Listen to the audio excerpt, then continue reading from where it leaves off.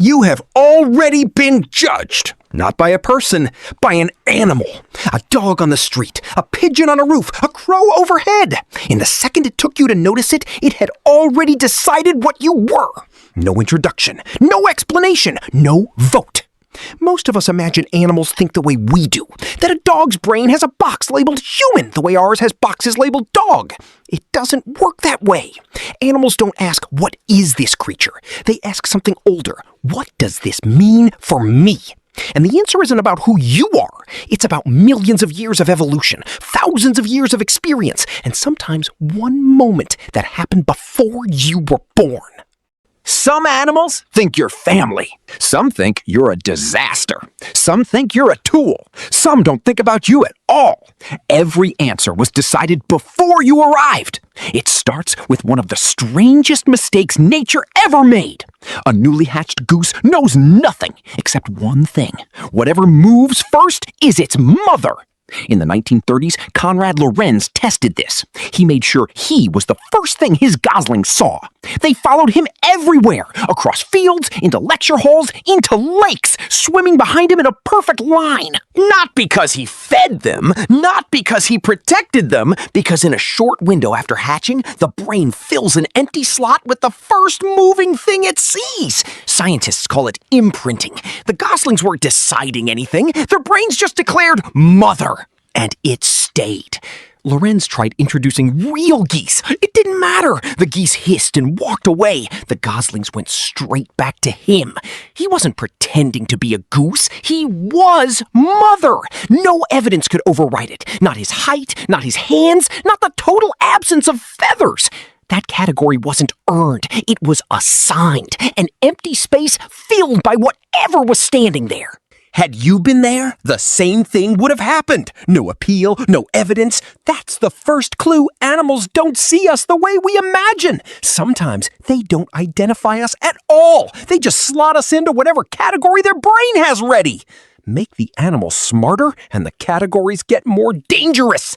Walk through a park you've crossed 100 times. One crow screams. Another answers. The trees erupt. Dozens of crows diving, furious at you. You'd assume you disturbed a nest, but none of these crows have ever met you. At the University of Washington, John Marzluff wanted to know how well crows remember faces, so he wore a rubber caveman mask every time his team trapped crows for measurement, then released them, unharmed, minutes later. After that, any time someone wore that mask on campus, the crows attacked, swooped low, screamed, followed him tree to tree. Impressive, but ordinary. Animals remember danger. Then something impossible happened. Crows that were never trapped joined in. Young birds learned the face from older birds who'd never even seen the original event. Years later, crows that hadn't hatched yet were still mobbing the mask. The memory outlived the individuals who made it. It became culture. Somewhere right now, an animal may hold an opinion about your species, inherited from an ancestor that died before you were born. Researchers in California's Santa Cruz Mountains wanted to know what the forest does when it hears us. They hid speakers on game trails. Sometimes a mountain lion's growl. Sometimes nothing. Sometimes two people talking calmly, like a walk in the park. The results stunned even the scientists. Deer bolted, bobcats vanished, coyotes disappeared, even black bears slipped away. But mountain lions were the most surprising. Several walked away from fresh kills. A mountain lion doesn't stumble onto dinner, it earns it. Hours of stalking, seconds of effort. A failed hunt means going hungry, and they abandoned it. Not from a threat, a weapon, or a chase, just because people were talking nearby. To that ecosystem, we're not another predator. We're a category above the top of the food chain. And most of those animals had never been hunted, never seen a gun. No single animal invented that rule. It took centuries, thousands of encounters, and every individual who reacted a beat sooner than the ones who didn't survive to pass anything on. By the time an animal hears your voice today, its ancestors already ran the math. Some animals don't just fear humans, they judge which humans matter. In Amboseli, Kenya, researchers Karen McComb and Graham Shannon played elephant families the exact same sentence, same word, same volume, recorded from different speakers. When the voice belonged to a Maasai man from a group with a history of spearing elephants, families froze, bunched the calves in the center, and moved off together. When the voice was Kamba, farmers, rarely a threat, the elephants barely looked up. They pushed further, altered the recordings to sound like women, then children.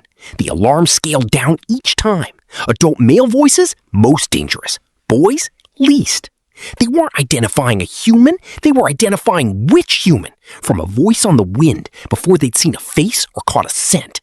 In seconds, an elephant estimates your age, your sex, your likely community, and how dangerous you are before you know it's there. In Mozambique, a small bird spends its life near something it can never eat. Not from lack of hunger, it just lacks the equipment. The greater Honeyguide craves beeswax, but can't break into a hive guarded by bees. Humans can. Smoke, fire, tools. But humans have the opposite problem. Wild hives are almost impossible to find. So the bird solved it! It finds a person, flies toward them, calls loudly, then flies a short distance and waits. If you follow, it comes back and repeats, checking, guiding, recruiting. The Yao people answer with a specific whistle passed down for generations that draws Honeyguides looking for a partner. Two species, speaking a language neither fully understands, understanding each other enough. The bird leads, the human opens the hive, the human takes the honey, the bird eats the leftover wax. Everybody wins.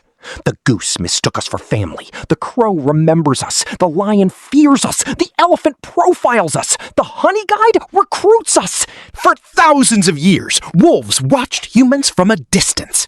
The least fearful scavenged scraps. The least aggressive humans let them. Generation after generation, the gap closed until the wolves' descendants stopped living near us and started living with us. Today, dogs read our gestures, our faces, our moods, better than almost any other animal. Sometimes so precisely, it feels like they know what we're thinking. Researchers in Vienna ran an experiment built for human toddlers on dogs. A dog explores confidently with its owner present. The owner leaves. Many freeze, some wait by the door. The owner returns, confidence comes back instantly. Psychologists call this a secure base. Human children do the exact same thing with a trusted parent. Remove the anchor, exploration stops. The pattern isn't similar, it's identical. Which makes the behavior funnier and one thing less cute. Imagine living with a roommate who can't climb, can't hunt, can't even groom itself properly. Eventually, you might decide to help it. That dead mouse on the floor isn't a gift, it's evidence. Evidence your cat has drawn a conclusion about you that no argument will change. This creature is hopeless. Someone has to feed it. Once an animal builds a category, it sticks. The goose saw mother. The crow saw a story worth repeating. The lion saw something worth abandoning dinner for. The elephant saw a threat before it saw a face. The Honeyguide saw a tool. The dog saw a parent. The cat saw an idiot. 6 species, 6 different answers. Not one of them saw what you see in the mirror. Because animals aren't asking what you are. They're asking what you mean. And those are different questions. We imagine ourselves as the center of the story. We're not. There's no single version of us, only interpretations. Inherited ones, learned ones, accidental ones. Somewhere right now, an animal already has an answer for what you are. Inherited across centuries, or learned from a parent, or decided in a fraction of a second. But decided. You don't choose the category, you don't argue the case, you don't even get to know what most of them are. Because the animal isn't going to explain itself, it's just going to act on the decision, the way its ancestors did. And the strange thing is, from where it's standing, it's probably right.